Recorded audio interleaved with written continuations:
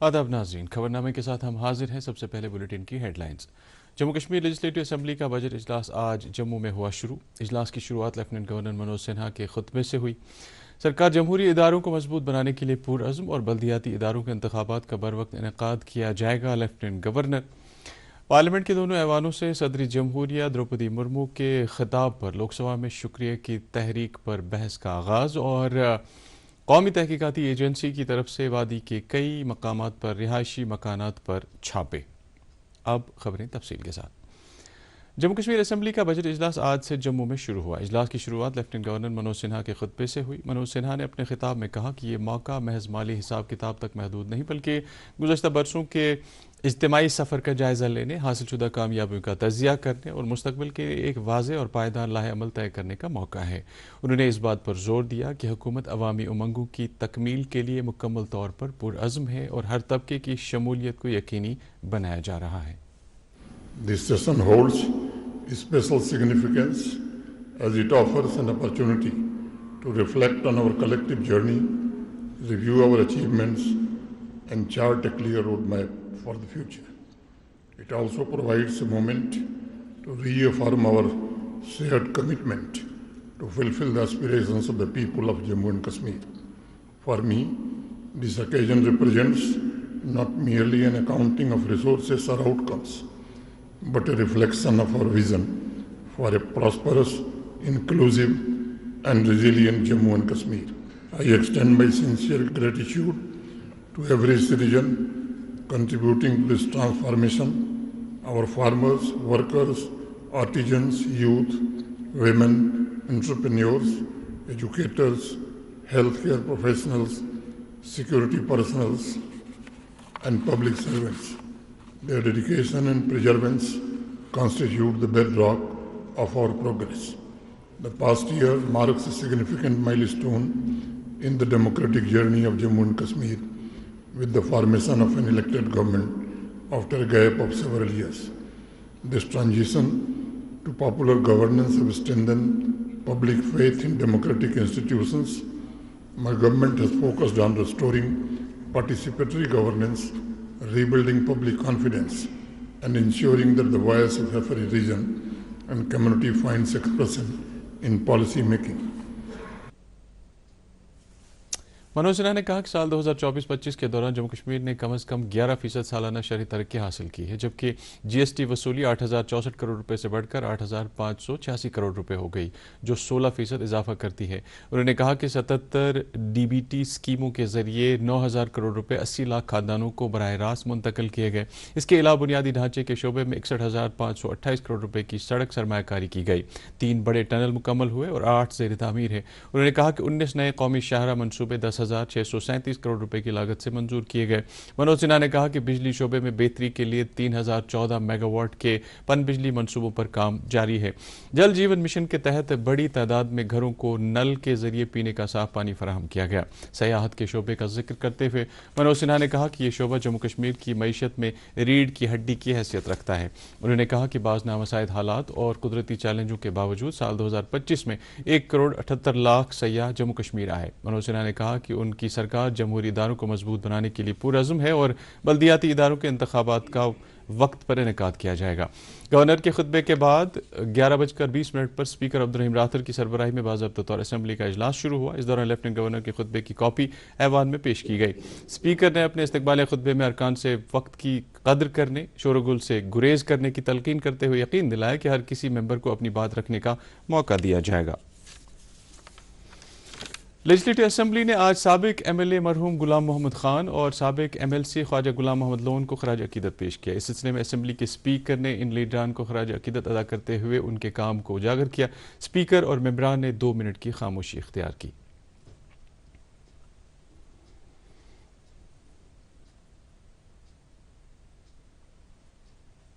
खबरें जारी है, एक ब्रेक के लिए रुकते हैं। अब की सर्दियों में सब सेट रहेगा। अब की सर्दियों में सब सेट रहेगा। अब की सर्दियों में सब सेट रहेगा। अब की सर्दियों में सब सेट रहेगा। अब की सर्दियों में सब सेट रहेगा। खाइबर ओपीसी ग्रेड 53 सर्दियों में भी मजबूती से सेट हो जाए। تو اب کے سردیوں میں مکان، دکان، ڈیم سب سیٹ رہیں گے۔ خیبر سیمنٹ، دل سے بناؤ۔ پھر سے آپ کا خیر مقدم ہے۔ اسمبلی کے اسپیکر عبدالرحیم راتھر نے بجٹ اجلاس کے لیے چیئرمینوں کی 3 رکنی پینل تشکیل دی ہے۔ یہ panel M L A Eidgah Mubarak Gul, M L A Samba Surjit Singh Slathia اور ایم ایل اے بانڈی پورہ نظام الدین بٹ پر مشتمل ہے۔ پارلیمنٹ کے دونوں موجودہ ایوانوں سے صدر جمہوریہ دروپدی مرمو کے خطاب پر لوک سبھا میں شکریہ کی تحریک پر بحث کا آغاز ہو گیا ہے۔ آج ایوان زیریں میں تحریک پیش کرتے ہوئے مرکزی وزیر اور بی جے پی کے رکن پارلیمنٹ سربانند سونووال نے صدر مرمو کے خطاب کو غیر معمولی قرار دیا۔ انہوں نے کہا کہ صدر جمہوریہ کے خطاب سے ملک کے مستقبل کی خاطر ایک ترغیباتی نظریہ فراہم ہوتا ہے۔ انہوں نے کہا کہ اس میں سماجی انصاف، سب کی شمولیت والی ترقی اور وکست بھارت کے عزم کے حکومت کے نظریے کی عکاسی ہوتی ہے۔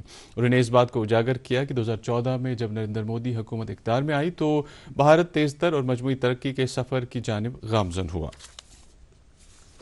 Islamic university of science and technology اور اس کے vice chancellor professor Shakeel Ahmad Romshoo نے ایک اور قابل ستائش منزل طے کرتے ہوئے outstanding entrepreneurship and startup award حاصل کیا ہے۔ اس کے علاوہ سرکار کی طرف سے اسٹارٹ اپ پالیسی کے تحت یونیورسٹی کو 50 لاکھ روپے کی گرانٹ منظور کی گئی۔ ملک کے کئی حصوں میں کشمیری تاجروں، مزدوروں اور طلبہ کو تشدد کا نشانہ بنانے کے واقعات پر بی جے پی کے ترجمان منظور احمد بٹ نے گہرے افسوس کا اظہار کیا ہے۔ ایک پریس کانفرنس میں انہوں نے کہا کہ کشمیریوں کو اس طرح تشدد کا شکار بنانے کا کوئی جواز نہیں ہے اور اس طرح کی حرکات کسی بھی صورت برداشت نہیں کی جائیں گی۔ انہوں نے کہا کہ وزیر داخلہ امت شاہ نے اس حوالے سے سخت کارروائی کرنے کی ہدایت دی ہے۔ مرکزی بجٹ کے حوالے سے بات کرتے ہوئے انہوں نے کہا کہ حال ہی میں پیش کیے گئے بجٹ میں عوامی مفادات کا خاص خیال رکھا گیا ہے۔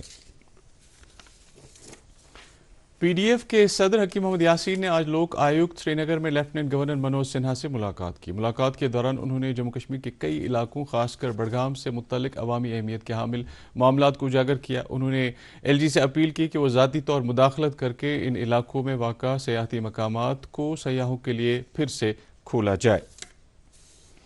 ضلع انتظامیہ بانڈی پورہ کی طرف سے آج ایسپریشنل بلاک تلیل میں بلاک ڈیولپمنٹ اسٹریٹجی کے تحت ایک بیداری پروگرام کا انعقاد کیا گیا۔ پروگرام کا افتتاح ڈپٹی کمشنر بانڈی پورہ اندو کنول چب نے کیا۔ اس موقع پر ڈپٹی کمشنر نے افسران کو ہدایت دی کہ وہ آپسی تال میل کے ساتھ کام کر کے تلیل بلاک میں مختلف سرکاری اسکیموں کے عمل آوری کو یقینی بنائیں۔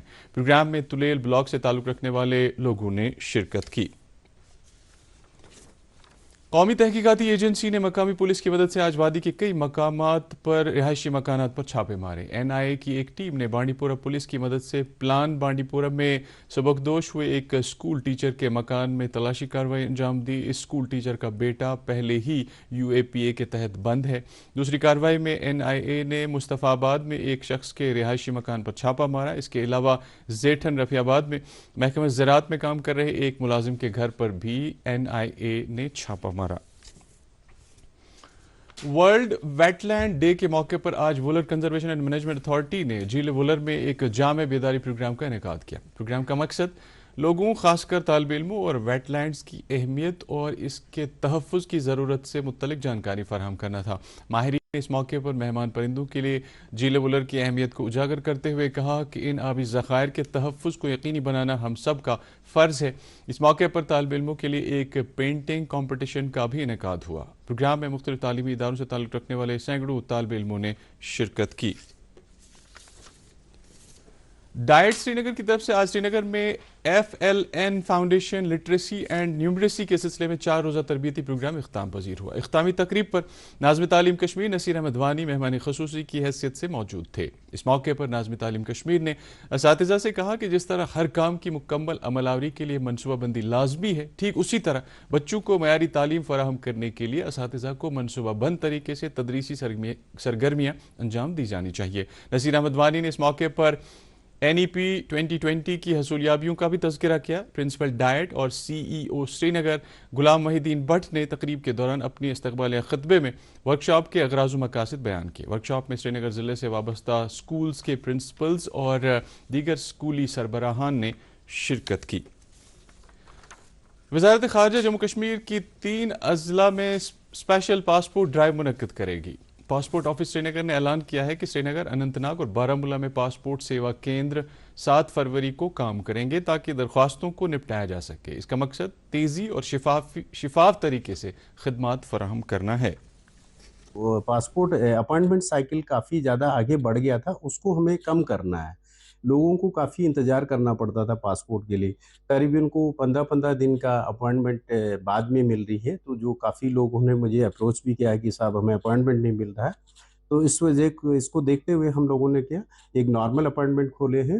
سری نگر پی ایس کے میں ہم نے 500 پر ڈے کھولا ہے، اور اننت ناگ میں ہم نے 80 اپائنٹمنٹ کھولے ہیں، اور اسی ریشیو میں بارہمولہ میں کھلا ہے۔ تو اس کے تحت ہم قریب ایک دن میں 650 سے 700 لوگوں کو یہ سویدھا پردان کر پائیں گے۔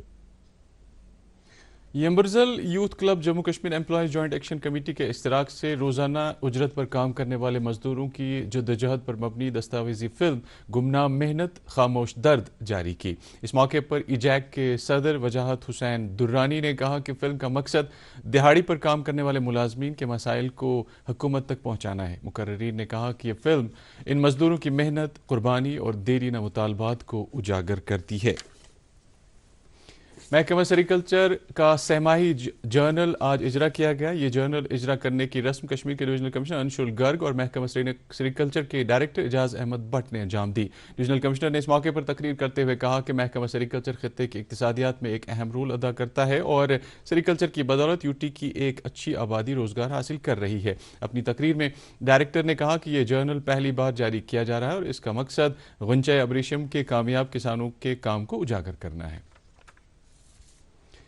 پاور ڈیولپمنٹ ڈپارٹمنٹ کی ایمنسٹی اسکیم سے اننت ناگ ضلع کے ان ہزاروں صارفین کو فائدہ ہوا ہے جو اپنا ماہانہ بجلی فیس ادا نہیں کر پائے تھے۔ یہ بات الیکٹرک ڈویژن اننت ناگ کے ایگزیکٹو انجینئر فیاض احمد شاہ نے کہی ہے۔